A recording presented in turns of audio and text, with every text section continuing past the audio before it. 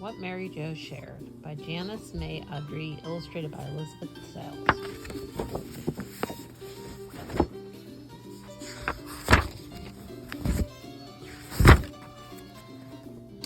Mary Jo never shared anything at school. She was too shy to stand before the other children and tell about anything. She didn't think they would listen to her. Almost every day her teacher, Miss Willett, would say, "And Mary Jo, do you have something to share with us this morning?"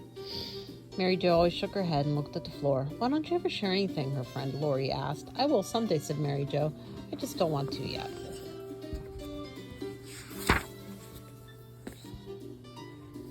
Mary Jo really did want to share, but she was afraid to try. Almost every evening when he came home, Mary Jo's father asked, "Did you share something at school today, Mary Jo?" "Not yet," she always answered. One morning it was raining hard. "I'll share my new umbrella," thought Mary Jo, as soon as she woke up and saw the rain pouring down the window. She could hardly wait. She hurried with her breakfast, hurried with dressing. Finally, it was time to put on her new pink raincoat and take her pink umbrella to the school. This was the first umbrella she had ever owned. Before, when it rained, she walked under her sister's umbrella. She had picked out this one herself in the store. On the handle was a chain and tag. Mary Jo had written her name, the name of the school, in room 101 on the tag, all by herself.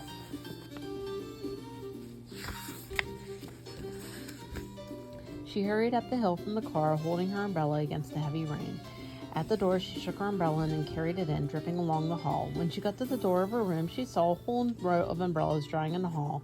They were all sizes and colors. Some of the other umbrellas even had tags and handles like Mary Jo's. Almost everybody in the room had an umbrella too, thought Mary Jo. I guess that isn't a good thing to share after all.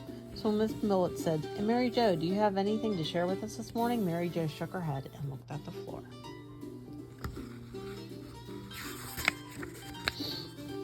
The next week, Mary Jo and her brother caught a grasshopper and put it in a jar with holes punched on the top so it could breathe.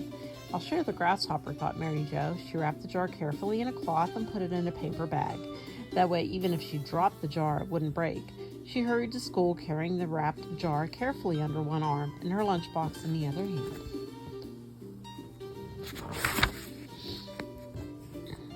When she came to the door of the room, several children were clustered around a boy named Jimmy. They were all looking at something he had brought in a jar. Mary Jo put her lunchbox and bag carefully on the shelf. She hung up her sweater, then she went to see what the other children were looking.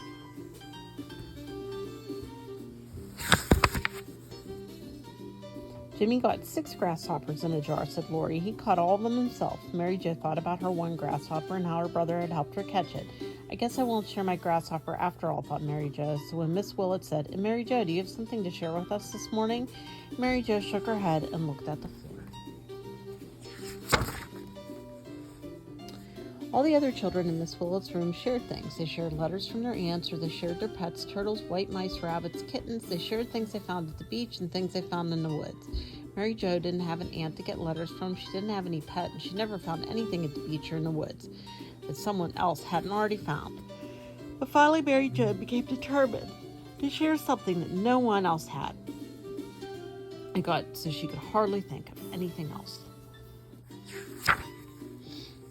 One night she even dreamed that she wanted to share her new pet elephant, but when she brought him to Miss Willett's room, he was too big to squeeze through the door. No matter how hard she shoved, so in her dream she sadly let her new pet away.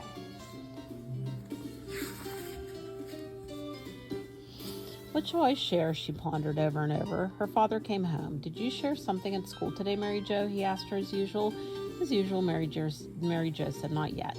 And suddenly Mary Jo thought of something. "Could you go to school with me tomorrow for a little while?" she asked her father.